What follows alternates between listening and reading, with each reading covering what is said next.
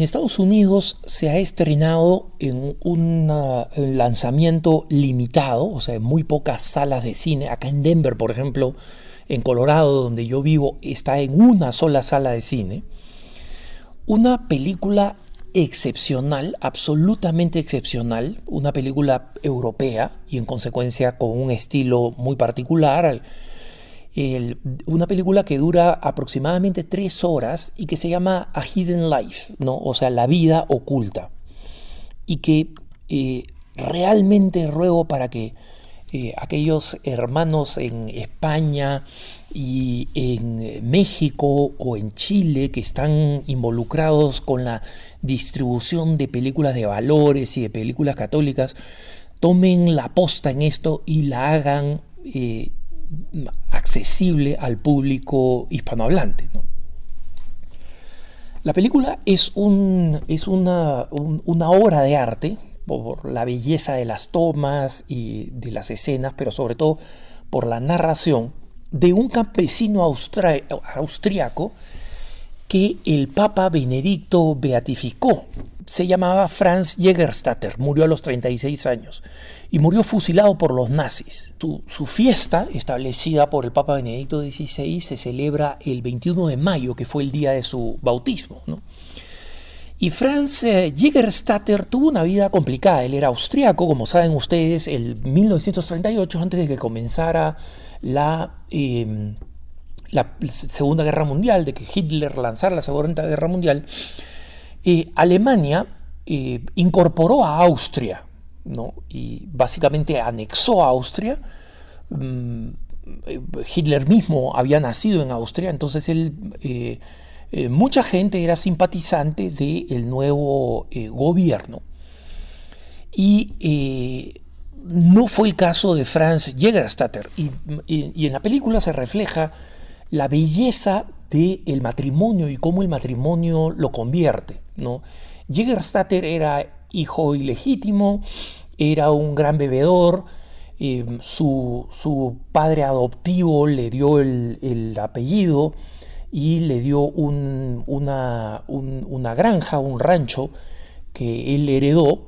Entonces trabajaba, tomaba mucho, tenía una vida bastante liberal y tuvo una hija fuera del matrimonio antes de casarse y de esta hija se ocupó a medias, pero obviamente no llevaba una vida significativa cristiana. Pero se enamoró profundamente de una mujer, su esposa y heroína de toda esta historia, que era profundamente católica, y después de casarse, ella lo llevó de peregrinación a Roma. Y en este viaje a Roma, Franz Jägerstätter se convierte, o sea, toma su fe en serio y comienza a asistir a misas diarias, comienza a leer las Sagradas Escrituras, a leer documentos de la doctrina, y en la medida que va leyendo más los evangelios y que va leyendo las Sagradas Escrituras y se va enterando de los grandes autores cristianos, de los grandes clásicos católicos, se siente cada vez más perturbado porque encuentra una contradicción creciente entre el culto a Hitler y la vida cristiana. Y entonces él se vuelve un objetor de conciencia. Se resiste a sumarse al ejército alemán, a la Wehrmacht. Se resiste a proclamar el juramento de fidelidad a Hitler que todos tenían que hacer, y en 4 ocasiones niega sumarse al ejército, a pesar de que estaba, tenía la edad, la primera vez que lo convocan tenía 33 años y era una persona tremendamente saludable, ¿no? Entonces él, en una de las ocasiones en que le dicen que tiene que sumarse al ejército, y él dice no, porque no puedo combatir para un ejército que es inmoral. Lo que está haciendo es una guerra inmoral. Es una guerra de conquista, es una guerra de violencia, es una guerra que está fundamentada en la creencia de la supremacía de una raza. Y cuando se comienza a enterar de los experimentos, de los primeros experimentos, es decir, él nunca supo de los campos de concentración de los judíos, pero sí de los discapacitados, que es con quienes los nazis comenzaron su campaña de, entre comillas, depuración racial, ¿no? Entonces, él está completamente convencido de que con cualquier forma de colaboración con el régimen era inmoral. Y una de las cosas increíbles de Jägerstätter es que él se toma en serio este tema y va al obispo de su diócesis, de la diócesis de Linz, a decirle, Excelencia, usted tiene que hablar en contra del nazismo, ¿no? Y el obispo le dice, mira, nosotros tenemos que entender que tenemos que convivir, ¿no? Que tenemos que comprender que no siempre nos podemos salir con lo que nosotros queremos, y bueno, finalmente cumplir con los deberes ciudadanos es también una virtud cristiana, entonces si te llaman al ejército deberías ir. Y él sigue insistiendo, se decepciona de esta reacción del obispo y él regresa y sigue insistiendo. Entonces, miren, acá no estoy hablando mal del entonces arzobispo de Linz, simplemente tengan en cuenta que la coherencia es muy difícil porque cuesta todo, ¿no? Entonces, lo curioso es que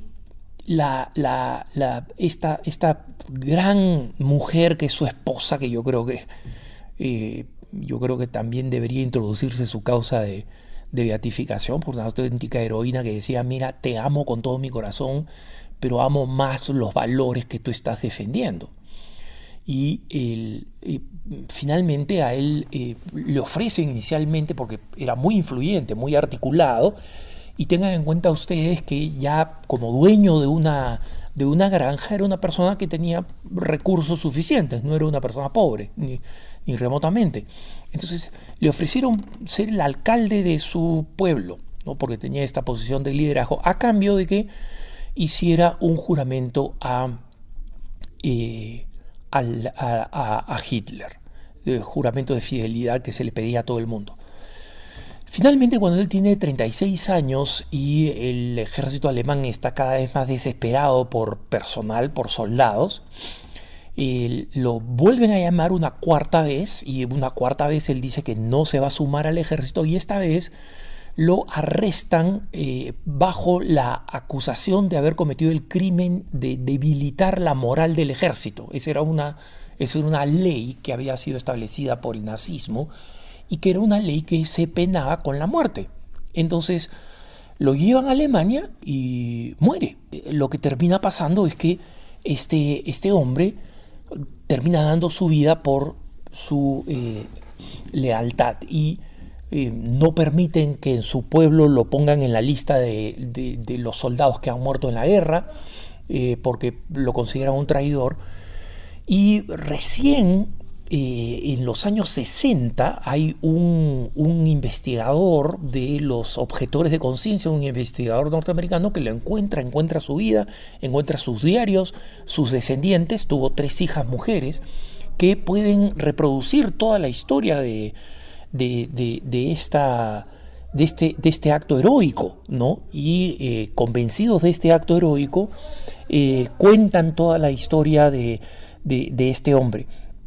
¿Por qué es importante recuperar esta historia hoy día, hermanos? Porque cuando estuvo por la última vez en la cárcel, un sacerdote le fue a visitar y le dijo, Franz, mira, sirve en el ejército, o sea, como tú eres una persona altamente entrenada, no te van a poner en el frente. O sea, básicamente el sacerdote le daba un argumento de por qué él podía seguir siendo un buen cristiano haciendo estas concesiones, ¿no? Entonces, es interesante porque la reflexión de Jägerstätter y de su esposa decían, ¿qué cosa pasaba con aquellos mártires en los comienzos del cristianismo?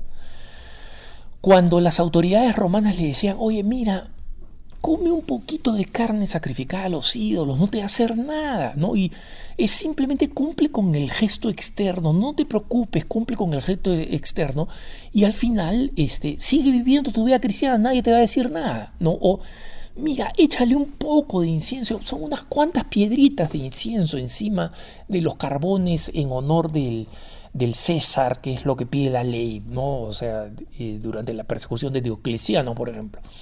Quema un poco de incienso, no es nada, no significa nada, no cambia nada, ¿no? Y tú hazlo con la conciencia de que no estás creyendo en la divinidad del emperador, y sigue creyendo en tu Dios, sigue creyendo en tu Jesucristo y sigue tu vida. O sea, por una cosa chiquitita no vale la pena morir. Y estos mártires, y Franz Jägerstätter y su esposa decían, no, ¿dónde comienzan las concesiones? Y peor aún, ¿dónde terminan? ¿Y por qué este ejemplo de Jägerstätter es tan importante para nosotros, hermanos? Porque cada vez estamos viviendo en una sociedad más secularizada donde se nos pide eso, ¿no? Hay algunos en el Perú, varias personas se quejaban de cómo algunas empresas internacionales que están trabajando en el Perú tienen problemas con que los varones usen una corbata morada en el mes de octubre dedicado al Señor de los Milagros, y que es el mes que en el Perú se llama morado precisamente porque usamos ese color penitencial como símbolo, ¿no? O como a mujeres no les dejan utilizar el hábito porque va en contra de, entre comillas, el código de vestimenta. Entonces, como a los médicos católicos les dicen, oye, por favor, escribe una receta de anticonceptivos. Y el médico dice, mira, yo soy objetor de conciencia. No, pero es una receta, hombre, no es tu problema. Además, esta persona igual, si no consigue la receta de ti, la va a conseguir de otro médico, va a pasar exactamente lo mismo y el único que va a terminar perdiendo eres tú. Entonces, firma la receta. Échale el incienso a los dioses paganos. Come carne sacrificada a los ídolos. No te preocupes, ¿no? No es gran cosa. Y cuando el Papa Benedicto beatificó a Franz Jägerstätter, se aseguró de nombrarlo patrono de los objetores de conciencia, de los médicos católicos, de los abogados católicos que dicen no voy a hacer esto, no voy a firmar esto, no voy a entrar en este proceso de corrupción. Porque como temían los mártires originales y como temía Franz Jägerstätter, al final terminamos haciendo concesiones, ¿no? Los obispos franceses acaban de anunciar que en las partidas de bautismo ya no van a usar el sexo masculino o femenino. ¿Por qué?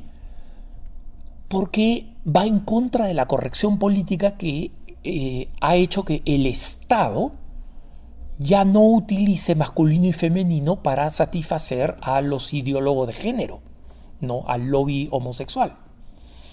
Entonces, el Estado lo hace, pero ¿por qué la Iglesia cede? Y cuando le preguntan esto al responsable de los asuntos legales de la Conferencia Episcopal Francesa, Monseñor Metz-Noblat, responde, mira, es para adaptarnos cito textualmente, a la situación cada vez más compleja de las familias en Francia y que hace que los documentos algunas veces sean muy difíciles, especialmente con los bautismos. ¿Qué tiene que ver lo que está pasando en el mundo que haga que nosotros cambiemos nuestras enseñanzas y traicionemos nuestras enseñanzas?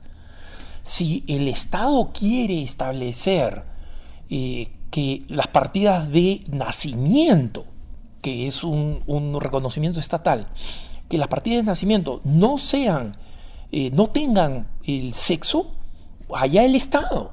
Los católicos lucharemos al máximo posible para que eso no suceda en nuestros países.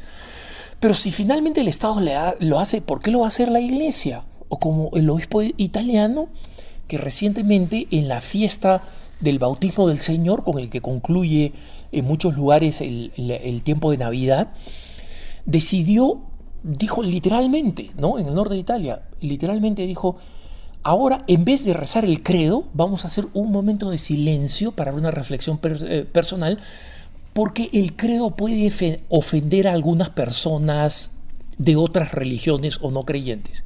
En la iglesia, que esté en una plaza pública y diga, bueno, no quiero ofender a las personas que no son...